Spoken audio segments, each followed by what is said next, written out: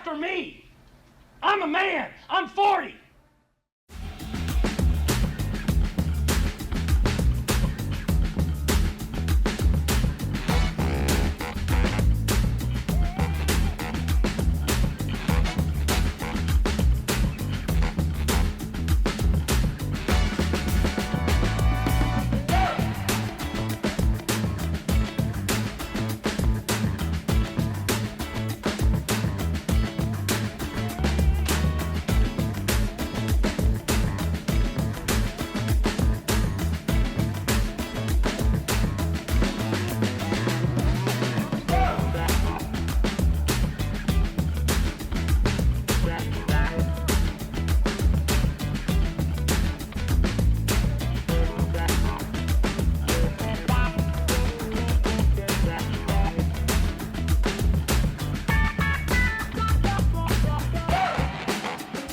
Hey, what's up, everybody? Welcome into a brand new episode of Moving the Goalpost. I'm moving the goalposts. I'm Nick DiMartino. That's Ben Kruse.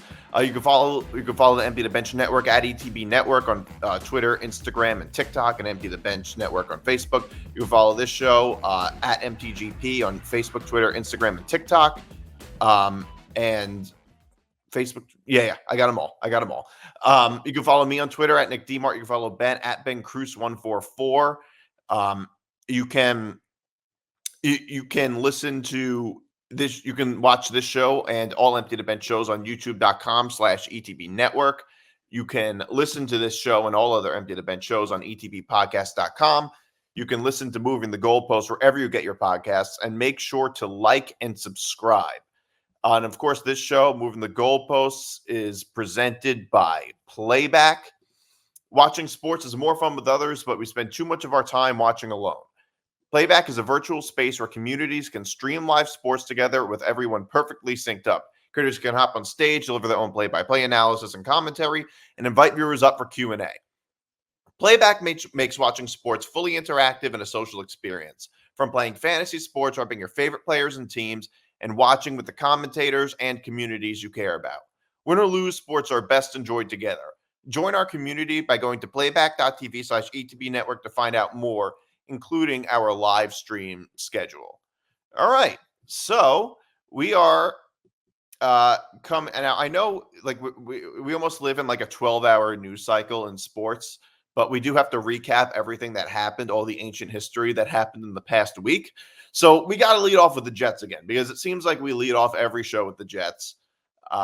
Until they get a bye week, we're going to be leading off every show with the Jets, I think, because there's always something, whether it's really good or really bad, it's emotional. They're emotional. That is how I would describe the Jets. Not good, not bad, emotional, I think is the best way to put it. That's the type of team that they are with this reality show that we call the Jets. They should be on Hard Knocks every year, by the way. I think the Jets should be on Hard Knocks every year, right? Because I think everybody would be interested. Yeah, no, like I feel like the Jets are just one of those teams that could either have a really high spot and then a really low spot. There's really just no in between. But I wouldn't say that that's true. I say it feels that way. Yeah, it feels that way. Is how I would put it, based on expectations. Like the Jets right now are a 3-6 team. We just beat Houston. Which was now a 2-6 team, beat a 6-2 team, and actually, believe it or not, we were favored by a couple of points, which made everybody, and people were like freaking out about that. Like, how are the Jets favored against the Texans? Which, people think that record, like record does not, doesn't determine, Vegas odds. The Jets just make a lot of stupid mistakes and lose a lot of games that they might be able to win. I was at that game. It was an electric atmosphere. It was also dead after the first half. I don't know if you saw, there were fans that had paper bags on their heads. Whole lot of fans had paper bags on their heads, and there were chants during the first half to sell the team. There were chants during the first half to sell the team. Aaron Rodgers looked terrible in the first half.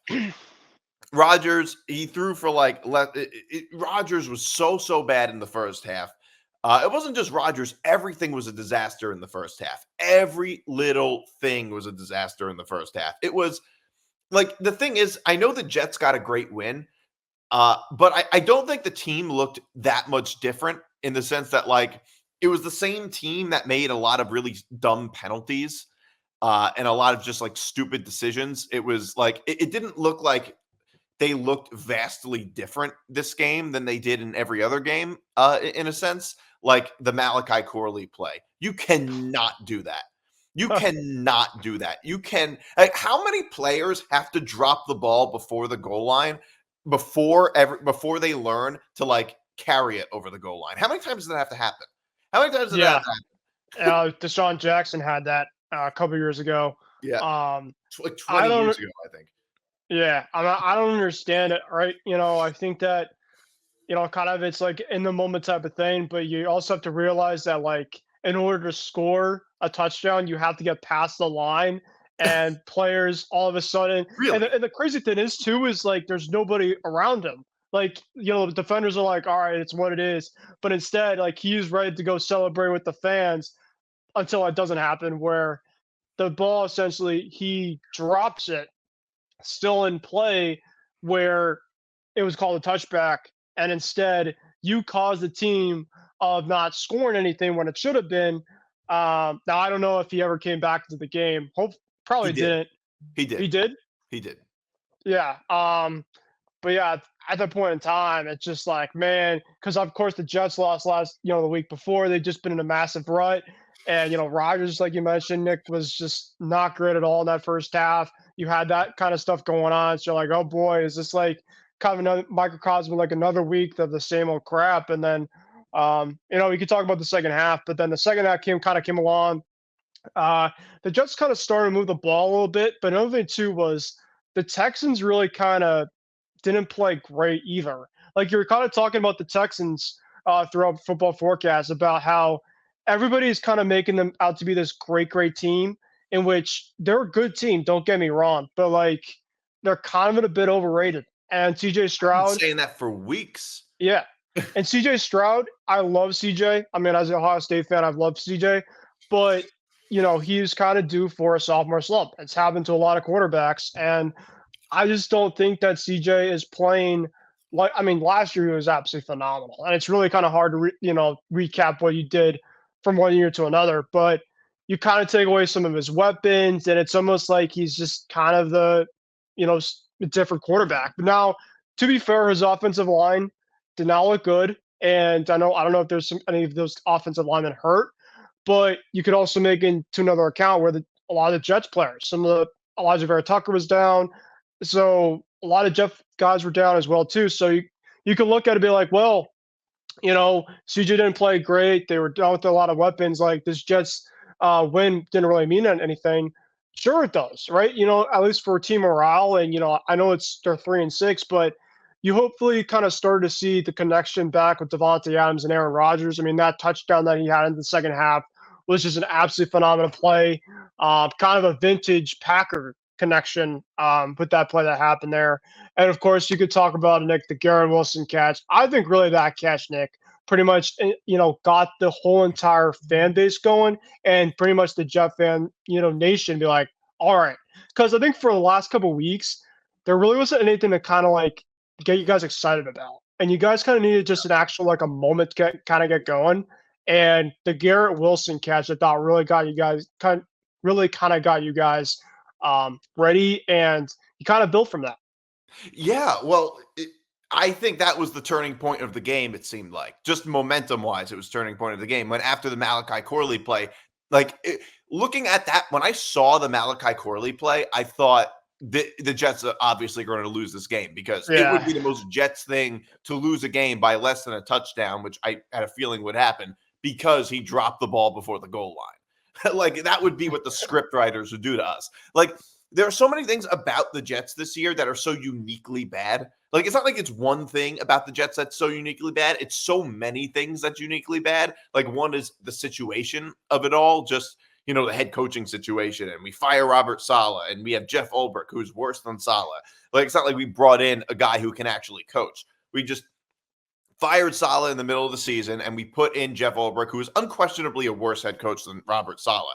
I'd rather have just kept Robert Saleh than just put Jeff Ulbrich in there, who doesn't really know what he's doing. The other thing is the penalties.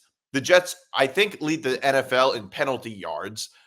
The other thing is the wide receivers. Wide receivers are running wrong routes all the time, and more than probably any other team, it seems like. I mean, I don't know that for a fact. There's no way to study it, but like you can't have a stat for wrong routes. That's impossible to do. But it seems pretty obvious that Jets receivers have uniquely been bad with running routes, and that's why I say, oh, no wonder why Aaron Rodgers wants his guys that he used to play with, because these guys don't know what the hell they're doing.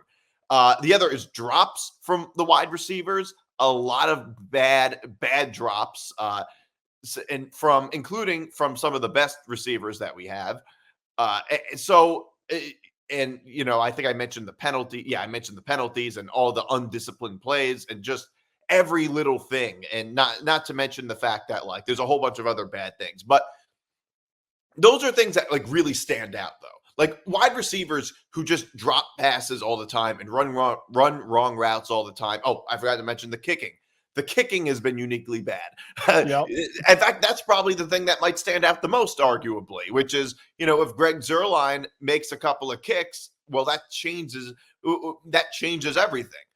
In fairness, kicking has been bad against the Jets too in those games. So it kind of goes both ways a little bit. So there are just so many things about the Jets this season that are just so uniquely bad and all stand out. And any of those things by themselves are really, really bad, but all of it put together just it seems so much crazier. So, you know, people predict the future based on the past. Everybody does. So, you know, if it goes a certain way, like if you eat a type of food and that made you throw up the last time you eat it, that you're not going to eat it again because you think that's going to happen again. That's kind of how we felt after the Malachi Corley play with the Jets. Yeah. But like that's probably what would happen. That's what I was thinking. And look, it's a good win. It is a good win. I've been saying for weeks I think the Texans are a little overrated. Everybody freaking out. Everybody I love it when people question Vegas odds because people are like, what is Vegas doing? How can they how can the Jets be favored against Houston? It's like, well, because the reason is because they're the home team. They're not telling you the Jets are a better team. You have to remember the line shifts by like 3 points. First, home and away. And the Jets, they were the home team. That's why they were favored by like 1.5 points, I think. The other is, like I said, I've been saying it for weeks, and it took losing to the Jets for people to believe me when I said the Texans really just aren't that good. I think they're overrated. They're not good defensively, and not to mention they were fairly injured. I mean, the week before they lost, 2 weeks before they lost to the Packers, understandable. And I've been saying for weeks, by the way, the Texans are not a good road team. They do not have anything. They have a very bad resume on the road. They're just not a good road team, and they're not good defensively.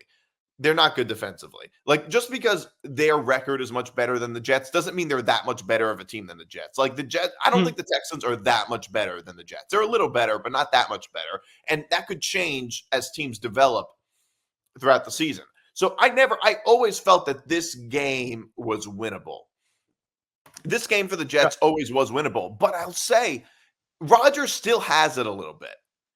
He doesn't have it as much as he did. He might even only have it 20% of what he did, whatever that case may be. But even though he's old and frequently injured and always looks like he's about to just like every play that he runs, it looks like he's about to just get knocked out for the season, to be honest. Because he just can't move like he used to. It's just like I'm holding my breath every time. It's like, I feel like this might not be good. And the first half was horrible, no doubt. Yeah. But the second half, Aaron Rodgers looked like his old self. That is just undeniable. He looked like the Aaron Rodgers from 3 or 4 years ago. He really did. He had an amazing second half. He threw for almost 200 yards in the second half. It was just an incredible second half. Hopefully he can do that a little more often, I would say. But yeah, it was an amazing second half. That catch, we got to talk about the catch a little bit. I don't know what your reaction was to the catch. People want to. Did you see it live? Yeah, I saw it on TV, and Originally, I thought, because I think it was like a 3rd and 26 type of play, and I thought at the time Rogers, he was just gonna kind of have like a deep shot down the field, and he threw it down to Garrett, and Garrett actually had a touchdown beforehand on a one-handed catch. It really Yep. wasn't like a crazy one-handed, but it was a perfectly placed ball by Rogers right over the defender, and you guys got back in the game. And then that throw that Rogers made too, and it wasn't just the catch, but just the way that Rogers threw that ball, because it was a deep go route. And essentially, he just threw into the back pylon. And Wilson must have been able to keep both feet in because it was right basically on the back pylon, right essentially where the out of bounds marker was. And a lot of people were debating, did he get everything in? Like, was his shin maybe out, this and Yeah. that? And Well, originally, I thought like one thing was out and one thing was in. But then I had to look back, and I was watching with my brother, and I said, yeah, both of them are in. Like, that's a touchdown when they essentially are going to review it. And yeah, they definitely should have given a touchdown too. Like, I'm a Patriot fan, but like I also recognize in terms of like I love to see great highlights and great plays. And like if they didn't give that a touchdown, I would have been so upset. Like, yeah. it's just kind of like because you don't get many of those type of catches often. Yeah. And just like you mentioned, I thought it was a turning point for the Jets. We'll see specifically what happens next week. Um, and yeah, I just thought that the catch was absolutely incredible. Well, yeah, it was, in my view, the second greatest catch in NFL history behind the Odell Beckham catch. Okay. And some people are arguing it was better because he had to get both feet down, which is, by the way, I don't, to be honest with you, I think I think the NFL, and they would never change this, but I think it should be a 1-foot rule instead of a 2-foot rule. Like they have in college. Yeah. I mean, I mean, that's what I think because, yeah. I mean, think about it. If you talk about it, like it never, like I think it should be 1 foot. That's really what I think it should be. I don't like the 2-foot rule. I mean, people often say, well, it's like the NFL is a higher level than college, so you got to do it a little better. I mean, I guess that's true for one side, but it's the opposite for the other. But I would say, yeah, I like the 1-foot rule better because think about it. If you run down, you dive, the ball barely, just the tip of the ball gets over the end zone. That counts as a touchdown. But if you catch the ball in the end zone or anywhere in the field with 1 foot down, that doesn't count.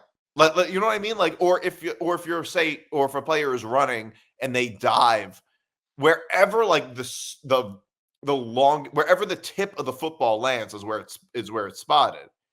Right. Like, but 1 foot is not enough. Never really made any sense to me. I think the 1-foot rule to me makes a lot more sense than the 2-foot rule, than getting both feet down. And, but like the shin counts, but the foot doesn't. Like, it just never made any sense to me. I think it would be a lot easier if it was just a 1-foot rule rather than the 2-foot rule.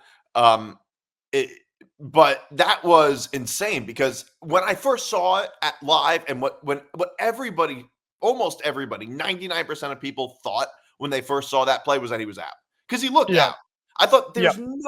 I thought to myself when I saw that catch, there is no way he got both feet. There is no way he got both feet in. I thought there was no way. And then when we saw the replay, everybody was like, "Oh my God, that's a catch! That's a catch!" And now, and I couldn't believe it. I couldn't believe what I saw. And it's even more special to see it live. I like Mhm. so many big things that have happened with the Jets, good and bad, I've seen live. I saw Aaron Rodgers get hurt live. I saw he went down live, and when you're at the game, sometimes it's harder to figure out what happened than when you're watching on TV. Yeah. I mean, the point of going to the game is kind of for the atmosphere in a sense. Mhm. But I will say, watching football a lot, like at the event, is sometimes just so much harder to figure out what happened depending on where you're sitting.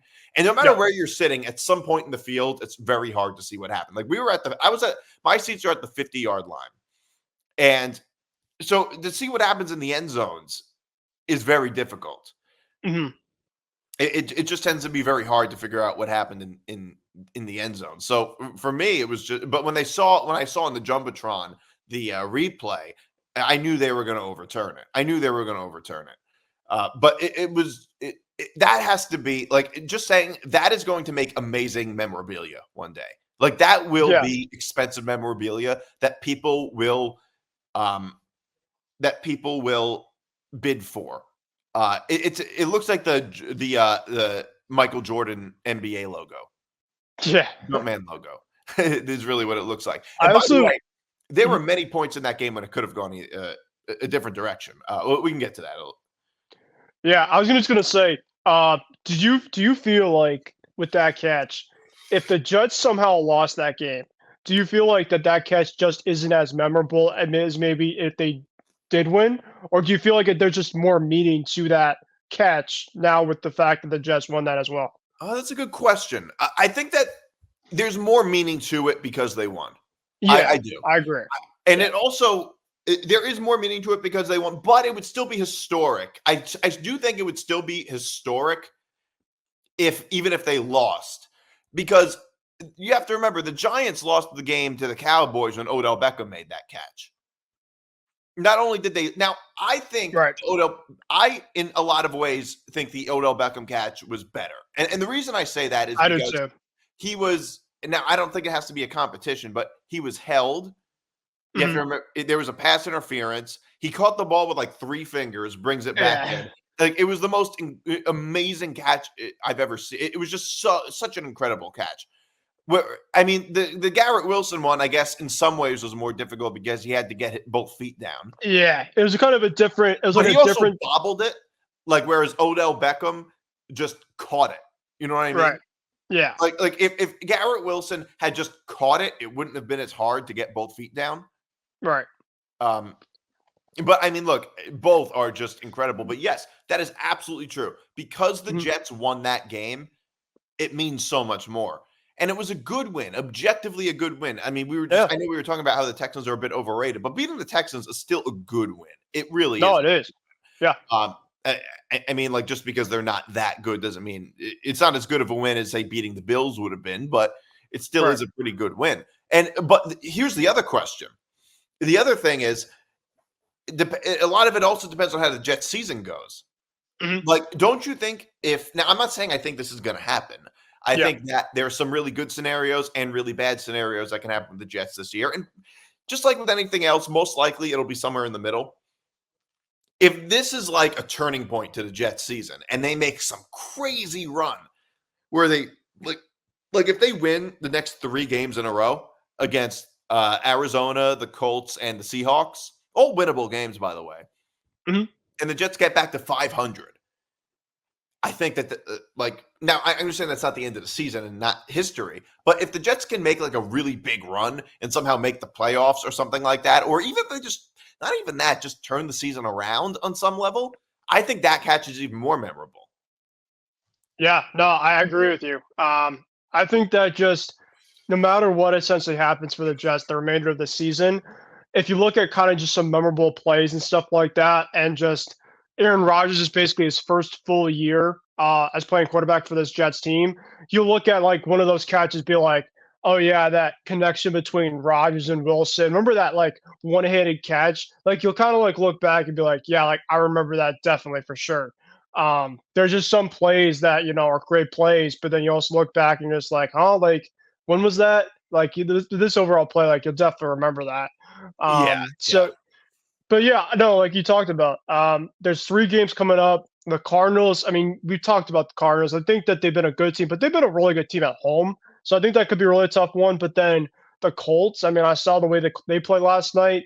Joe Flacco, I think it's just very up and down. He can't move like he once was. So I think that's definitely winnable for you guys. And the Seahawks are completely unraveling. And we could talk about that game if you want, but they just feel like they're a team right now that is finding more ways to lose and finding ways to win. So that's kind of like that. So yeah, can they turn the season around? Sure. But I just think that for a team that basically Jet fans, at least around me, were just basically saying the season's over. We got to start stretch and maybe so, I don't know. But just like a win, at least for 1 week, and be like, all right, we could kind of take a breather. And it's against a team like we talked about. They're 6-2, 6-3. So that's a good win regardless if the Texans are healthy or not. So yeah, just the Jets winning is good. I wanted to ask you this, Nick, Yeah. because like you I'm said, sorry. you were Yeah, at yeah, the yeah. Go game. ahead. Go ahead. How did you personally feel about CJ Stroud live in terms of the way that he played? Now I know that obviously Nico Collins was out, Stephon Diggs is going to be off the remainder of the year, but just like the way that he overly played, because like I talked about earlier on about how he's kind of had like a little bit of a sophomore slump, and the offensive line really hasn't helped him. But is there anything that you kind of saw last year that at least when you saw the game live that he maybe is kind of struggled with, maybe that he wasn't doing last year? Was he taking any more sacks maybe, or the Well, incompletions there are possibly? a lot of incomplete passes. Yeah, There are a lot. He went 11 for 30. That's like right. Anthony Richardson numbers.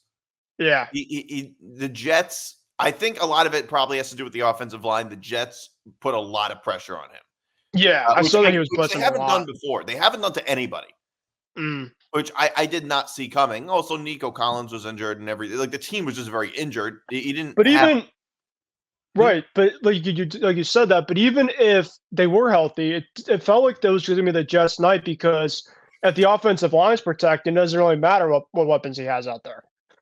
Well, no, it does though, because Right. it does though, because if you have like one of the best wide receivers, it affects things a lot. Imagine if the Jets didn't have Devontae Adams or Garrett Wilson.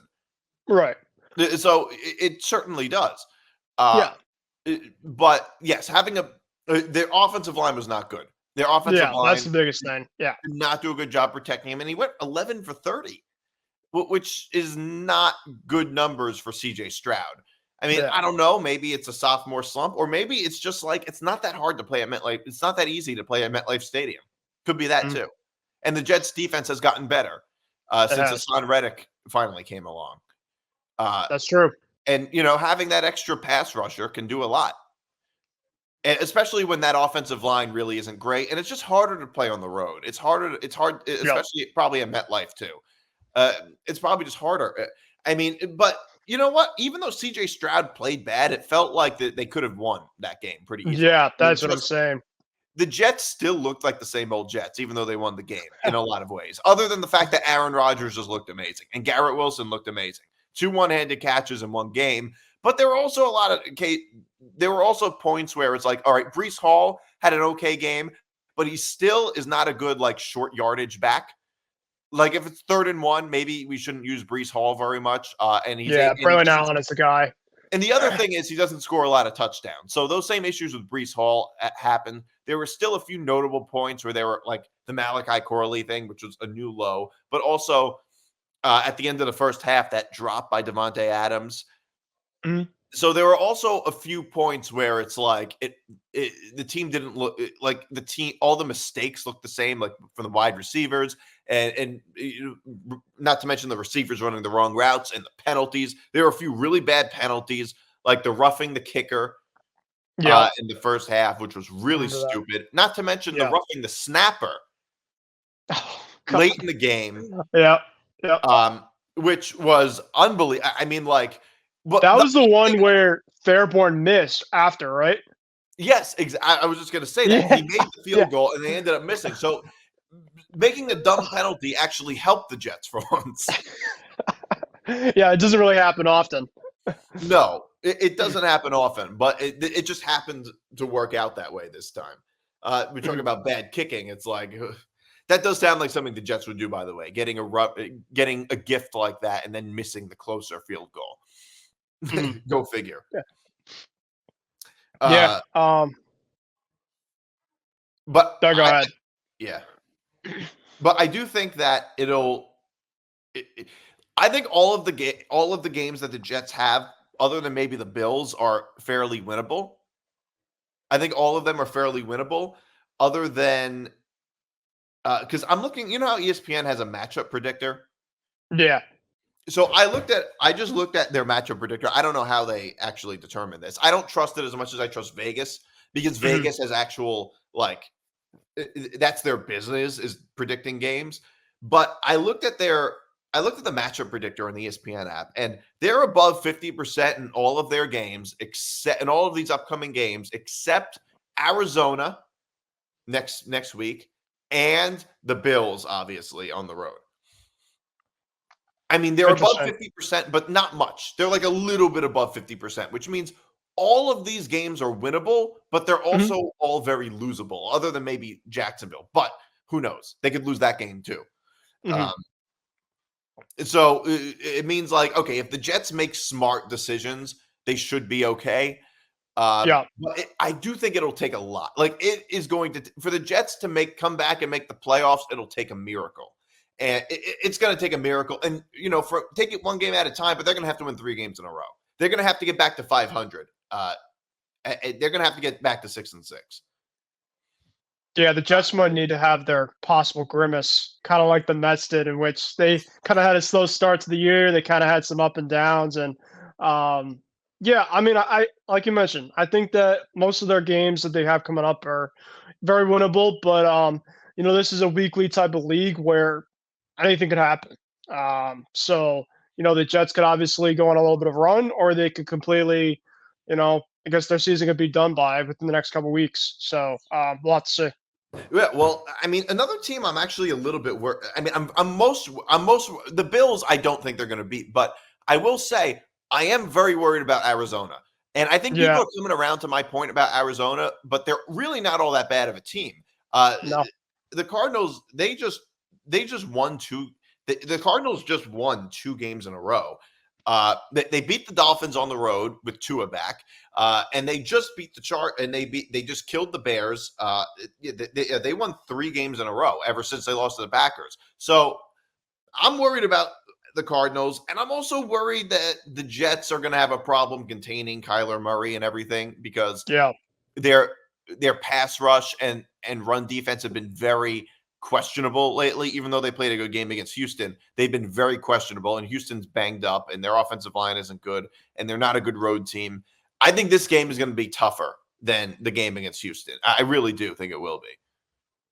Well, I think especially going across, you're on the road too. That's another factor, and you're going across country.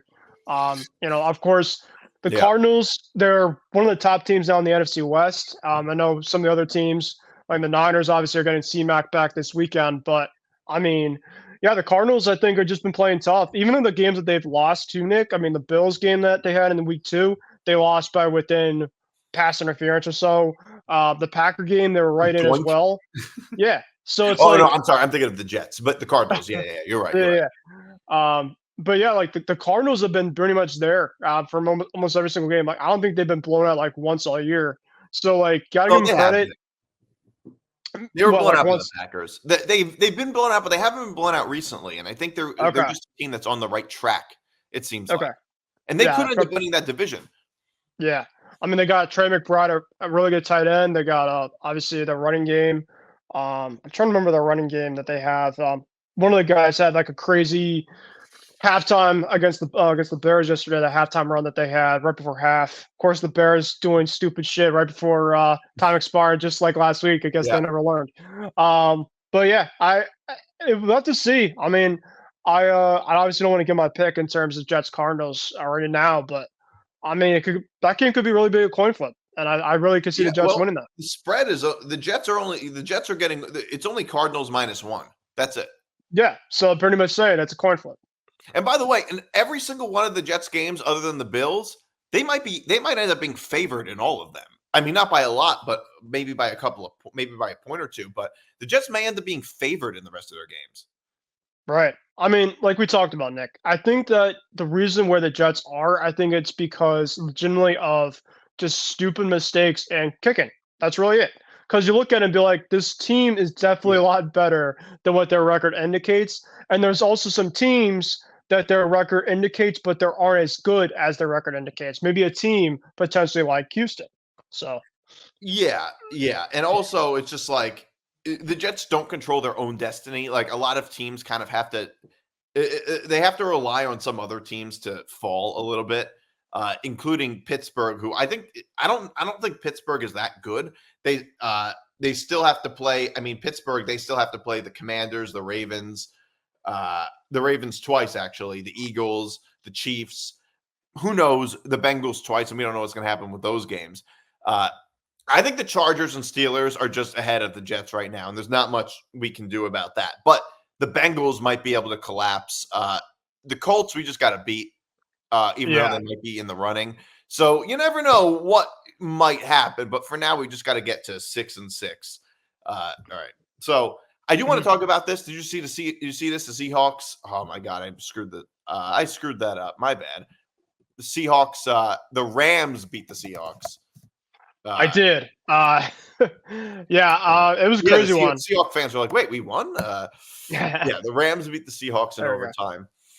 That was I don't know if you saw it, but I will say the Rams did basically everything they could to blow that game for the Seahawks. To blow that game.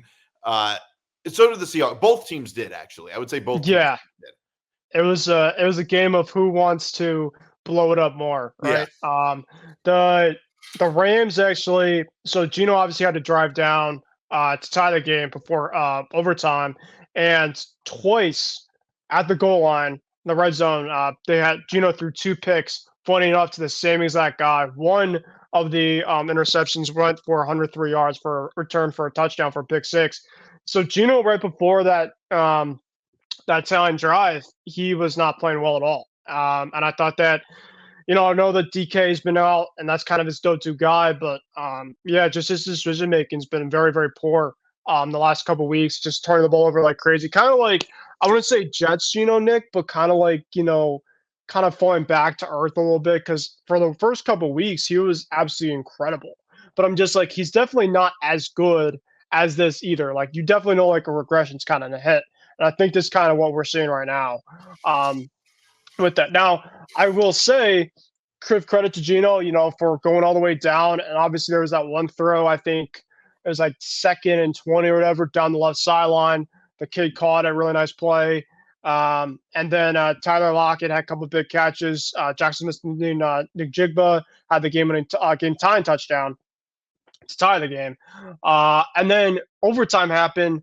Now, Seattle, I don't understand why they didn't go for the field goal and maybe kind of forcing the Rams on the next possession to either tie it or actually physically go for the game-winning touchdown.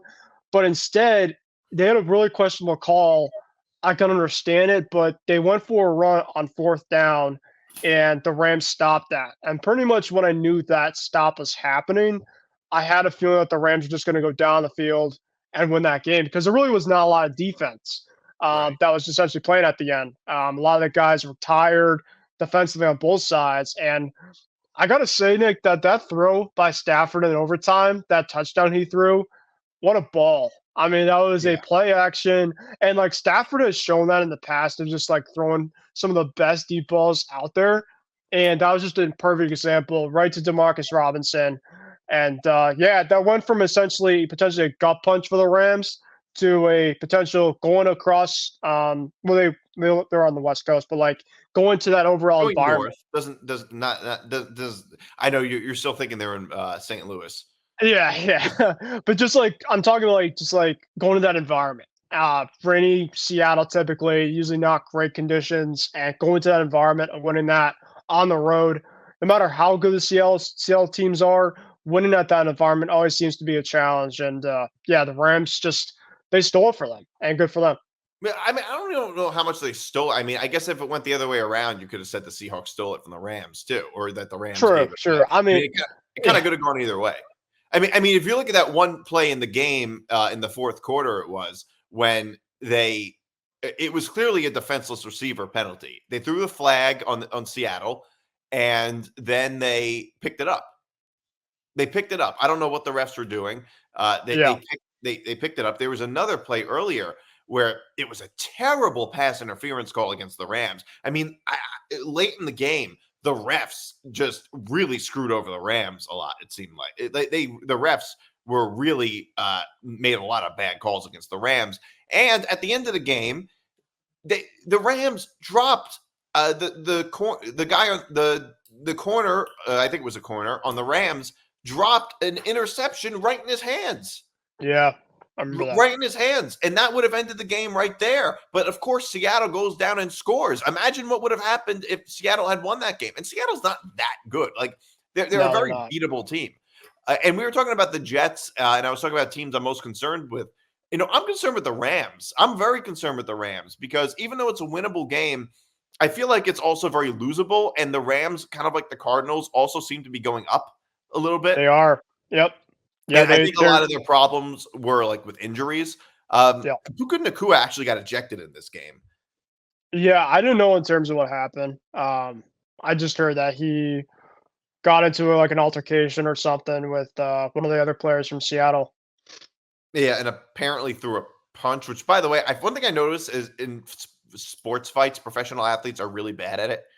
Professional Yeah. athletes can't fight. They are so bad. Like if you watch baseball fights, they just like whenever you see baseball fights, players are like punching. They're throwing It's punches. aggressive.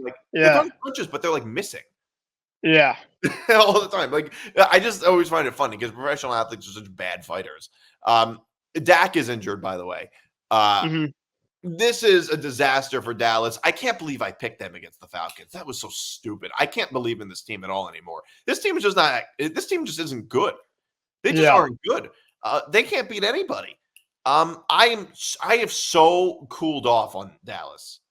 hmm No, I mean we obviously get it, Nick, because like you think that Dallas feels like a team that should be a lot better, right, than their record shows. But I pretty much kind of saw them kind of starting a free fall, basically when Micah Parsons, Demarcus Lawrence, and um, Diggs. I think Diggs was hurt too, but like he's had some injuries. All those guys going down, and their run defense is abysmal. And it's really hard once Tony, I would say even when Tony Pollard got moved, because he was pretty much their second best receiver behind CD Lamb. And really, the Dallas really hasn't shown that they have a second tier guy, and Brandon Cooks is out. He's been out. So it's like you take away CD Lamb, and I mean, Dak's a fine quarterback, but like you take away kind of his number one option, and it doesn't seem like it's as dynamic, I guess, as it maybe was before with some other guys that they had. Now, of course, Dak going down, their defense isn't great. Obviously, their running defense is abysmal. So, yeah, it's just a lot of bad shit going around. Yeah. Well, if you look at the AFC East, I mean, NFC East picture, I mean, like, I never thought the Commanders would be the best team in the division. Oh yeah. They right now the Commanders look like the best team in the division. The Commanders, they just beat the Giants 27-22. And the Giants, like, actually, the Giants were in this game a little bit, even though, but they made a lot of dumb choices. Namely, they went for two twice in that game when there was no reason to go for two. I don't understand why they did that. I mean, at least they would have been down that final possession. If the Giants had just kicked the extra point, they would have been down a field goal with like almost 4 minutes left. They would have maybe had a shot to at least win that game or tie it up or something. At least you're within a field goal. I don't know what Brian Daboll was thinking going for two in those spots. It made no sense. Yeah, it's almost like Brian Daboll and Nick Sirianni are like buddies, because the way that they basically just go for unnecessary fourth downs. Or You know, 2-point conversions, that too. yeah, it's just crazy how two teams from the same division basically have the same type of mindset, even though, like you talked about, the Commanders. I think about one thing when the Commanders and Giants play each other, though. No matter how bad the Giants are, they always seem to play the Commanders tough, and they're always pretty much close games, kind of like a lot of division games. But just another game of Jaden Daniels doing Jaden Daniels things. Brian Robinson was out yesterday, one of their lead backs, but Austin Eckler had an absolute day. And the thing, too, is I thought Daniel Jones, did you see his stat line from the first half? He had 0 yards passing, but he had a touchdown. It was one of the weirdest stat lines. It was one of the weirdest stat lines out there. Yeah. Now, in the second half, it was a lot better.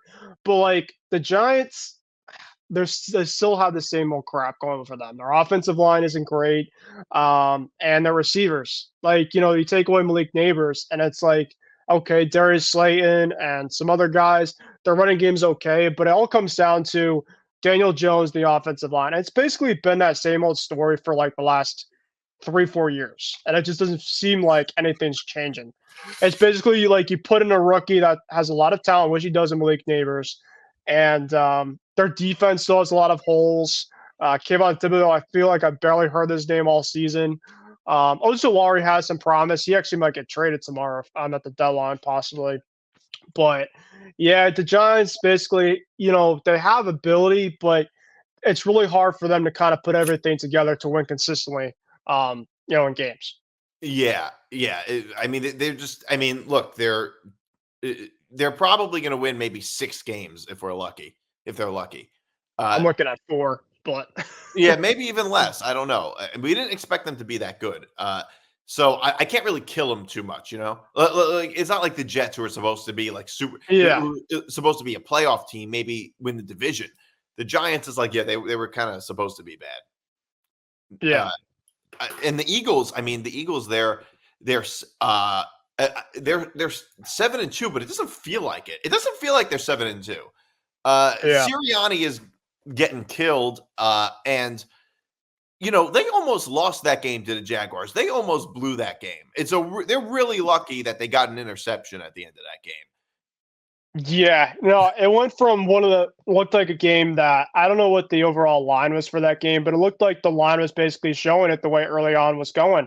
And they went for just after some of their touchdowns, just like really unnecessary 2-point conversions. And I'm just that the Jaguars essentially got some type of competent offense and they got themselves back to this game that and it actually could get a little interesting because Nick Sirianni is just like, I'll just keep doing it. Like, I don't care what the score is. I'm just going to keep on doing the same old crap. And the crazy thing, too, was some of the players in the 2-point conversions were the tush push, in which basically nobody was stopping, but somehow the Jaguars were stopping it twice. So I'm like, after the first time, maybe not running again because maybe they know how to do it. And they tried it once again and they stopped it again. So I don't know. This is why, Nick, I can't trust this team with all their talent to win a Super Bowl because of this coach that they had. There's just a lot of teams that are out there in the NFL that they have a great amount of ability and all the talent in the world. But then you look at the coaching and just it's almost like he's trying to play like Madden or something. Like you have a Yeah. great overall team, and it's just like, all right, I don't care who you're playing. It's like the Jaguars legitimately were right there. The fact that it went from 24, 26, sort of to 7. And essentially the fact that went from the Jaguars having a chance to go all the way down to even win that game, I just think is a straight embarrassment if you're Philly. Yeah, well, they were up 22-0. The Yeah. Eagles were up 22-0. There's Crazy. no way that should ever happen. I mean, yeah, look, we're comparing Dable and Sirianni. The difference is Sirianni's at least winning. That's the only difference. Although I bet that, I mean, I don't know that many Eagle fans, but I would bet that they are not fans of his. And by the way, it's all this collapse kind of started at the end of last season with the Eagles. Saying. And it seems like they haven't gotten that much better since that collapse. It's a lot of the same exact roster. And I'm not obviously saying that the teams that they're facing are bad teams, but they're essentially in a way kind of getting away with some of the mistakes that you feel like are going to essentially bite them in the ass against better teams. For instance, right, against the Falcons, they really were right there. And I love Saquon. I think Saquon's had a phenomenal year this year for Philly, but he made one mistake went from it was the drop catch that would have essentially sealed the catch. That would have won them the game. And would have won the game. And instead, Atlanta had a chance to go all the way down the field, and they won the game there. Kind of similar to this game in which you were up 22-0, and it seemed like it was going to be a blowout, but instead you made it interesting because you went for 2 points, multiple times when you didn't have to, and your coach is just being a complete dumbass. Yeah. Yeah. So I could see, for me, even though they're 7-2, I still if things keep going this way, which they probably will because they were going this way since the end of last year, post Thanksgiving. I think that they look like it looks like it could be a first round exit for them in the playoffs, especially if the Commanders win the division. Yeah. If they have to play a road game the first round of the playoffs, from what I'm seeing in this team in this competitive conference, I don't think the Eagles are going to win a game if they have to go on the road. Joel, you look at the game against Tampa last year in Tampa. Tampa, you look at the two teams on paper, you're like, well, probably Philly's a better all roster.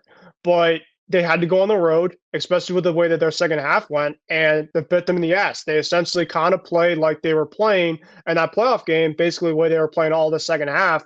And you're just like, all right, well, like this is kind of the team that we were accustomed to. But in the first half, it wasn't like they got lucky, but they were essentially doing a lot of things with basically playing with fire, right? Yeah. And they essentially got away with it, and they're kind of doing like they are right now. And I'm not saying that the second half coming up is going to be the same exact one as last year. I'm not saying that, but very well could happen. Yeah. Yeah. I do want to talk a little bit about the Yankees blowing the World Series. Where yeah, I knew it. Both of us are look, Mets and Red. This is the 1986 podcast, basically. Yeah. Uh, Yeah, we have Mets and Red Sox fans have an alliance, not like yeah, the Yankees. a So I little respect bit. Well, that. yeah, A little bit. well, Yeah. yeah, a little bit. Well, the Yankees, they blow that game against the Dodgers. A lot of Met fans are saying, "Well, we won 2 games against them. The Yankees won 1." Well, maybe if Aaron Boone doesn't put in Nestor Cortez in the 10th inning, maybe and Freddie Freeman doesn't hit that grand slam, maybe it's a little different. Maybe the trajectory of that series is a little different. Like even though the Mets won 2 games, all the games, including the games the Mets won, by the way, were blowouts. Whereas with the Yankees were able to keep those games a little closer. So it's a little hard to say who would have won between the Mets and the Yankees based on this particular common opponent, which I think is dumb anyway. Like it doesn't really mean that much. I mean, by that logic, the Padres are better than both teams because they almost beat the Dodgers. But I'll say that was not like the worst defensive inning we've ever seen. I mean, I saw this report apparently that the Dodgers strategy was to keep the ball in play. Yeah, there is And they said the Yankees would will make mistakes. Let the Yankees make mistakes. well, yeah, I mean so the Yankees a lot of this year, and I obviously saw because they play in my division as a Red Sox fan, but they made so many boneheaded mistakes. And I felt like kind of like I hate crossing sports, but kind of like the Eagles, like they were somehow we just talked about the Eagles. We're going back to the Eagles. they were somehow kind of like getting away with it a little bit, I guess, in a way of like they made a ton of mistakes, but they were still able to like win these games. And now you play a team like the Dodgers, and the Dodgers with all their talent. Yeah, just the Dodgers, I think, kind of saw a recipe of like if they kind of start making some mistakes and like we're down in games, like we're going for it and we're gonna beat them. In which, of course, game 5 happened. I know you obviously talked about it as like a Met fan. Like the thing about like the Mets that differentiates from the Yankees is like the Yankees essentially beat themselves. They legitimately could have won this overall series.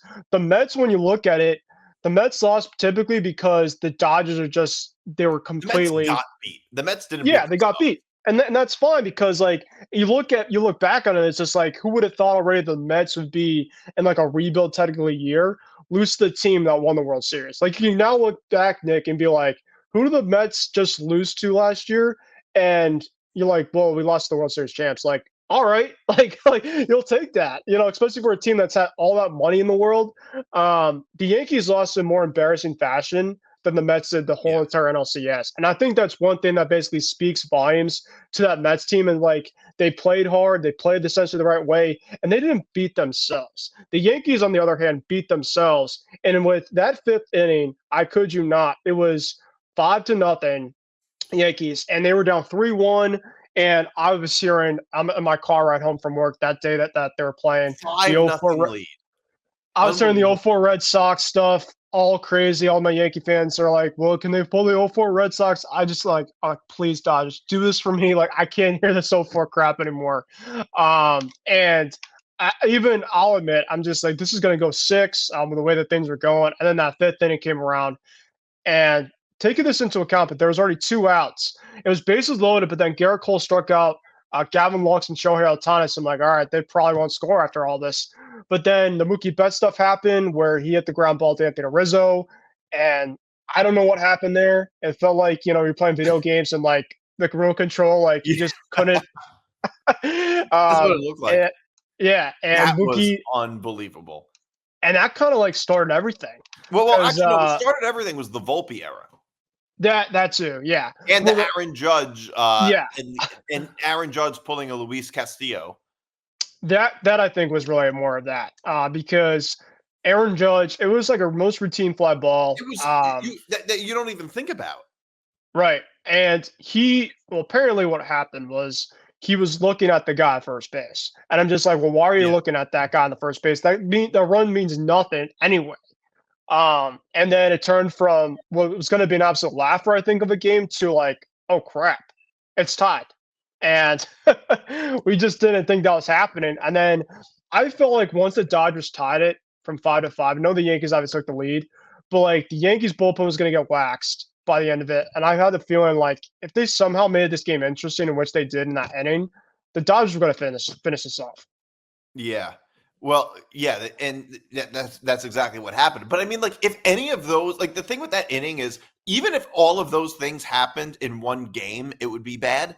Like, we'd be talking about it. This all happened in one inning. That's what I'm This all saying. happened in one inning. And it's the inning that lost them essentially the World Series. But like, because the thing is, yeah, if any one of those things doesn't happen, the Yankees are out of the inning and they're still winning 5-0. or worse, like 5-1, 5-2. Or 5-1, right? whatever. But the point is, Yeah. they get out of the inning, they still have a very big lead. If Mhm. Gerrit Cole just covers first base, for instance, I mean, this is not the only mistake, but if Gerrit Cole just covers first base, they're out of the inning. Yeah, and They're out of the inning. he was pitching phenomenal the first 4 innings beforehand. And after the 2 strikeouts, I'm like, he's probably gonna find a way. And it came down to the miscue by Rizzo. Obviously Judge had that one. The throw that Volpe had at Jazz where he bobbled it. Yeah. Yeah, I mean, you even see like on YouTube, like Yankee fans are reacting to the loss, and like everybody's not talking about the way that they lost. It was all about the 5th inning because they're just like, and heck, like I don't blame them. Like if I was in their shoes and I was a Yankee fan, thankfully I'm not. But like, hey, like how did your season go? Well, like it was a great overall season, but it sucks because we beat ourselves basically the whole entire time. In the 5th inning, we had 3 errors that weren't just errors, Nick. Because sometimes when you have an error, it's like, all right, it's a tough hop or, it's a bad throw. But they were all really routine plays. Like, Yeah. it was a bad throw, it was a catch, and then, of course, not step in on the first base. I mean, come on. Stupid mistakes that you can't believe are, like, it's unbelievable to me that the Dodgers' strategy was to, like, let them make mistakes in the World Series. This was a World Series team, and they counted on them to beat themselves. Not only did it happen, the Dodgers knew it was going to happen. Yeah, that pretty much tells me that they were not afraid of this team whatsoever.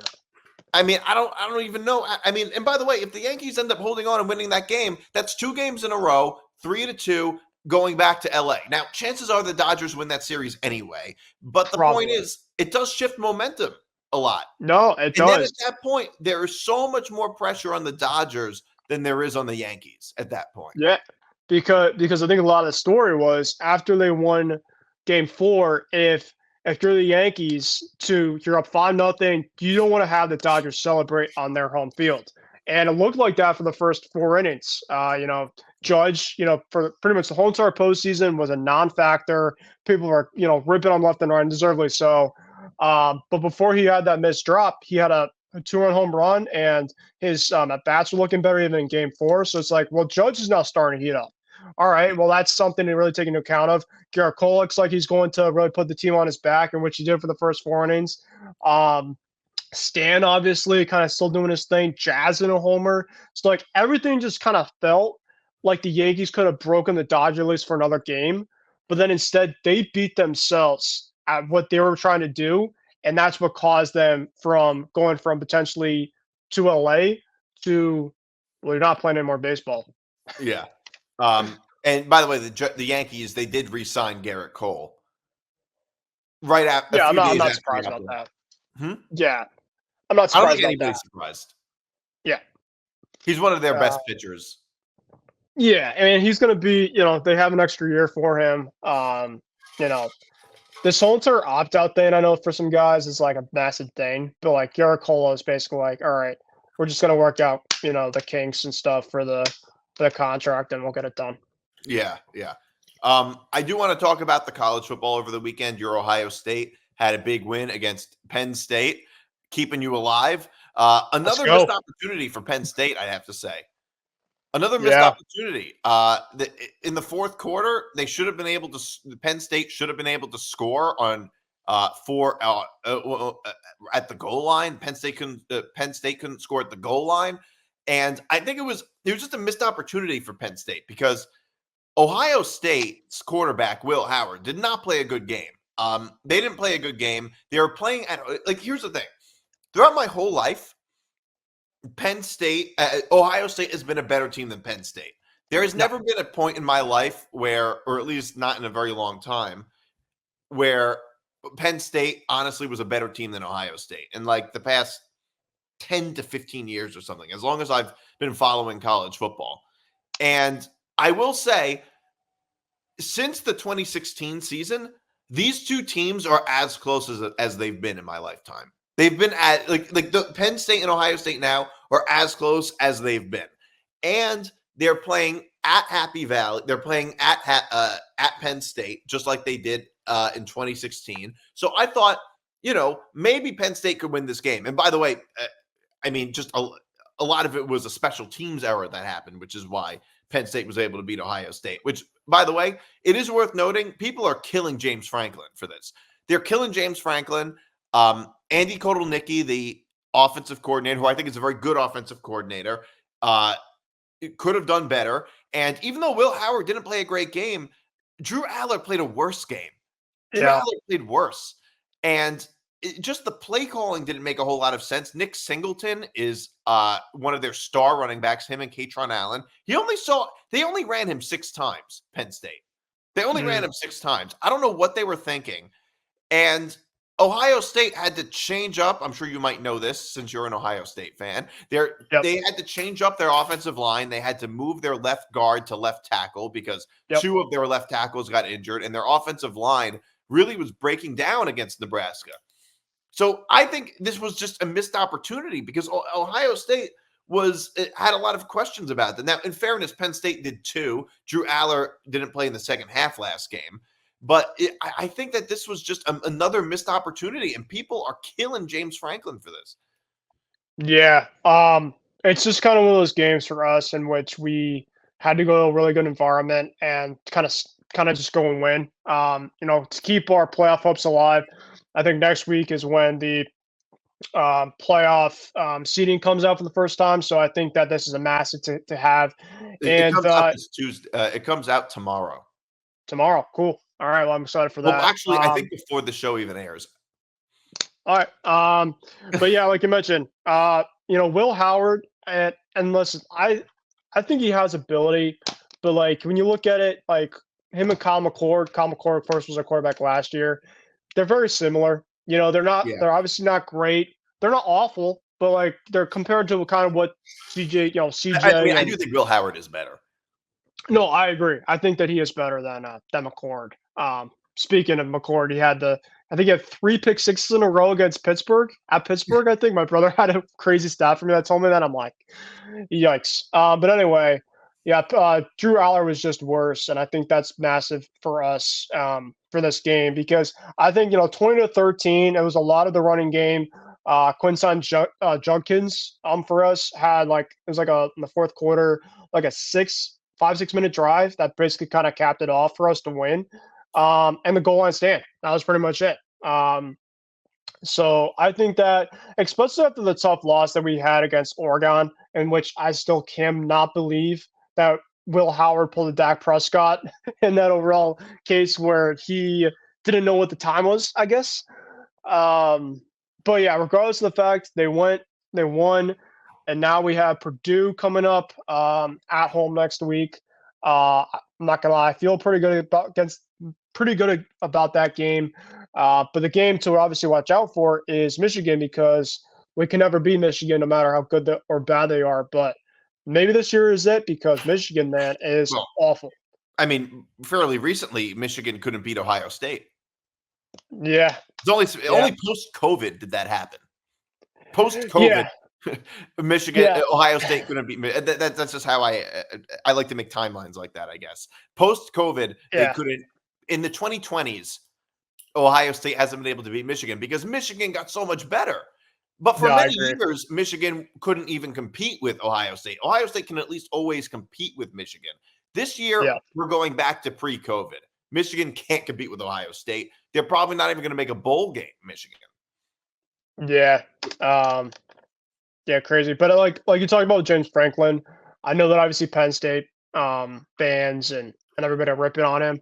I don't think that he should be. But I think the biggest thing about James Franklin that people question about, I Yeah. guess, is can he win the big game?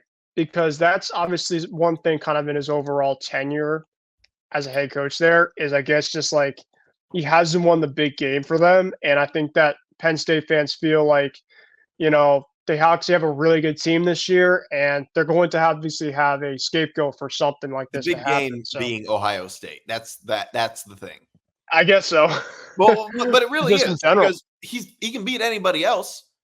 Yeah. He can beat anybody else, but he hasn't been able to beat Ohio State, which is why they haven't been a playoff team. Or the year that they did beat Ohio State, they also got killed by Michigan and lost to Pitt earlier in the year, which is why they didn't make the playoffs. Which, in fairness, that was Michigan was a pretty good loss, I would say, but they lost badly. They lost by a lot. And Right. Pitt they lost to, which was also earlier in the season, and the team was still developing. In fairness, that year, I think Penn State could have competed with any team in the playoffs. If there were like a 12 team playoff, then Yeah. I think Penn it would have been interesting to see what Penn State could have done. But yes, by the big game, James Franklin can't win the big game. That just means Ohio State. That's all that means, Yeah. Ohio State, and he can't beat Ohio State, even though he's a really, really good head coach. I think James Franklin is a phenomenal head coach. But yeah, that's obviously going to be a question. That's going to be a question that fans are going to have about James Franklin, which is why can't he ever beat Ohio State? And the truth is, it's not easy.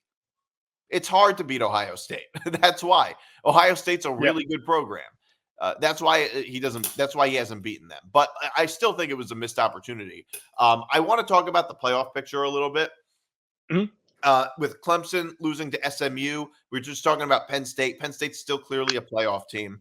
I think the SEC might be the most interesting.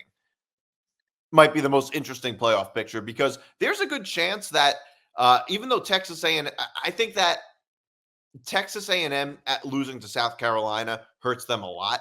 It really does hurt them a lot. It was a classic It was a classic letdown game after that emotional win against LSU. And look, now they have 2 losses, but only one in the SEC. They still can make the SEC championship game. And I feel like they're probably going to have to win the SEC championship game in order to be in the playoffs. But the thing is, I think they're going to lose to Texas. I think they're going to lose to Texas and they're going to be out. That's what I think. Yeah, I think when I look at it right now, my 4 are Texas. I know that, of course, Archie Manning and Quinn Ewers have kind of gone back and forth as of late. And of course, they had the massive letdown against Georgia. But I think that one loss at least will still be able to have you based on kind of the head-to-head and the matchups that you have faced throughout the year. Still obviously the favor of the rankings. I think Ohio State probably won't be in the top 4 as of right now, but I think right now top 12. Top 12. That's right. Yeah. So it'll be curious. I mean, there's just Ohio State will, yeah. Ohio State will be top 2. They might even be top 4, honestly. They could. I think the team right now to watch out for is Oregon. I think with Dylan Gabriel, they've been just an absolute force. And I liked Gabriel actually coming from Oklahoma. So I just think that with that team, that's definitely a team to watch out for. Georgia still, I think, is an absolute force. But I will say, Nick, and I don't know how you feel about Carson Beck. Carson Beck kind of gives me that like JJ McCarthy vibe. I don't know. He's worse than JJ McCarthy. JJ McCarthy I think was a lot better. I mean, JJ McCarthy, that Michigan was able to rely on. Right. Whereas Carson Beck hasn't played well in recent weeks. No, he hasn't played well at all, including that game against Texas. He was actually pretty bad in that game. So there's a lot of red flags with Georgia. But the thing with Georgia is that like all of their red flags, and they struggled against Florida. They always seem to struggle against like average teams and below average teams in the SEC. but they don't Yep. seem to struggle that much against the big dogs, like the best teams that they play. Yeah, I mean, I think it's another thing too is like when Except you look Alabama. They struggle against Alabama. Outside of Alabama, they don't seem to lose a whole lot of games. yeah, and I think when you look at it like Alabama going to them, it's like, all right, if you lose to them, so be it. It's just kind of those Yeah. back and forth type of game. But Georgia, I think they don't really need to have Carson Beck be absolutely incredible as is because their defense, when it's going, it's one of the best Yeah. defenses, if not the best defense in college football. So like you're mentioning, some of their overall flaws, they could basically be overcome by the defense that they have. So there's a lot of Yeah. teams, and you see that. I think Oregon, they kind of have it by their offense. They have a really good high-powered offense. Ohio State, I think it's really kind of in the middle. Like you just kind of really don't know which side is the best, but they could obviously they have guys on both sides, of course. Trevion Well, I would say it's Henderson. their offense. They have some of the best running backs and receivers in the country. Yeah, no, I like Emeka Buka a lot. Trevion Henderson at running back. Last year I thought, last year they had a really good core for sure, of course, with Harrison leading it. So, but yeah, we'll see. I think with that 12-team playoff, though, like you mentioned, it's going to be really fascinating when we see the ranking tomorrow of kind of who's going to be in and who's going to be out. Yeah. Yeah, and they're going to have a lot to answer for. And now it looks like Clemson is going to be out because SMU is undefeated in the ACC. That's a landmine I did not see Clemson stepping into. And Yeah. it looks like if Clemson doesn't Louisville. make the ACC championship game, even if they make it and lose, they're still not getting in. Their schedule has not been strong enough to justify 2 losses. My pick for a while was Clemson to win the ACC. That didn't happen. It looks like that's not going to happen, and the ACC will only get 1 team, just like the Big 12. Yeah, it'll will only probably get be Miami, right? Yeah, and now it looks like the SEC and Big Ten will get 4 teams each. Notre Dame will probably get in, and from the way USC has been playing, it looks less and less likely that USC will beat them, although you never know. Crazier things have happened. But, so that's 8 teams from the Big Ten and SEC. That's 1 from the ACC, 1 from the Big 12, 1 at large, which would likely be maybe like Boise State or something, and Notre Dame. That's probably what I think is going to happen based on what's been going on. Yeah. I do want to talk a little bit about this. Another Stephen A. Smith versus Kevin Durant feud. Yeah, we talked about it off the air. Essentially, for those that don't know what happened, was basically Kevin Durant was getting essentially from Stephen A. Smith saying that he wasn't a good enough leader. Well, this is what he said. I'll read the quote. Yeah. He said, Stephen A. Smith, he said he doesn't have much belief in the Suns with KD as their superstar. He said, I don't question the greatness nor commitment of Kevin Durant when you are that great. You should be able to be a better leader than he has shown. And Stephen A. Smith and Kevin Durant responded to this on Twitter, which, by the way, I think the problem with Kevin Durant is that he's very online and very obsessed with what people think of him, particularly in the sports media, which is not helpful for any superstar. What Stephen A. Smith said about him is not that much different than from what he would say about a lot of other players, but it doesn't bother them. I don't know why he's so he's a multi-millionaire professional athlete and he's bothered by what commentators say about him. It seems so silly to me. I think Kevin Durant has to stop being so sensitive all the time with everything and maybe take some time off of social media, I would say. He has to stop being so online with everything, Yeah. No, I agree. He of course is doing the stuff with Kay Adams on that show as well. So he's involved. There's just some athletes that are just involved with a lot of media people, and Yeah. maybe it's the fact of his overall mindset is he's just getting too much into that kind of state of mind. And I think, but I will say this though. I mean, when he said that about Kevin Durant, Stephen A. said that. I also think that Kevin Durant had a gripe of being okay, well, what's that about, right? He essentially said that he is not a good enough leader, and he has not proven to basically get the players around him better. Now you can make a case. Well, Kevin Durant has won multiple championships, but he's been on a lot of really, really good teams. Of course, the Golden State Warriors, he won one. He's been on a lot of teams that have involved other stars around him.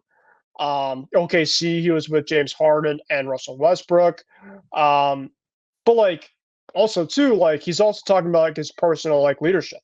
Like I don't know like how, and Stephen A essentially said like Kevin Durant I think clapped back and it's just like, well, you haven't seen me play essentially at a practice or like how essentially I approach myself every single Which day. doesn't mean anything. Yeah. So I don't know. I think when I look at this overall thing, I think that this is more of like a back and forth type of thing, and it's not as big as people I guess make it I guess out to be. Social Well, media is kind of I'm that way. looking for Stephen A. Smith's response. Uh, he said, I'm looking for the quote. He responded. He said, "I will not disrespect him the same way he disrespects me. It's unfortunate that no matter how old he gets, his sensitivity seems to heighten with it, and his maturity it doesn't. But that's something that he has to deal with. Mm. That's something that hold on, that's something that he has to deal with, not me. He's a treasure to the game of basketball. I love seeing him play, and I sincerely wish that he doesn't get swept again in the playoffs like he has 2 of the last 3 years." That's Oh pretty. man. This also happened like 9 years ago, I remember. So this happens a lot. Kevin Durant basically is what I would say to Kevin Durant is stop being so online all the time. When you're a public, Yeah. like we can be online all the time because nobody talks about us. But Kevin Durant, you're a professional athlete. People are going to talk about you a lot. So stop being so online with everything. Right. I do. Okay, we have to finish the show off with another edition of unnecessary wagers. Hold on a second. Let me just pull this up. Another edition of unnecessary wagers in which case when I make a wager that it's very unnecessary. Still hasn't hit once. But I guess it's come close once or twice. All right, so here it is. Ravens -6 against the Bengals. Commanders -2.5 against the Steelers. Bucks +6.5 against the Niners. I don't have much faith in the Niners. They're a very injured team. And I think the Bucks are fairly good and seem to cover in these games. Okay. Lions -3 at Houston. I think the Lions might be the best team in the NFL. I think they might end up winning the Super Bowl from the way they've been playing. Caleb Johnson to score a touchdown, the Iowa running back against UCLA. Florida +21.5 at Texas. I really believe in Florida. Florida has gotten tremendously better in recent weeks. And that 21.5, I think that spread is too big for Texas. Miami -11 at Georgia Tech. Georgia -2.5 at Ole Miss. Love Georgia that game. Indiana -7.5 first half spread against Michigan. So that's $5 to pay out 1,132. Oh man. So all right. So the Niners and Bucks. The Bucks currently are 6.5 underdogs. Yes.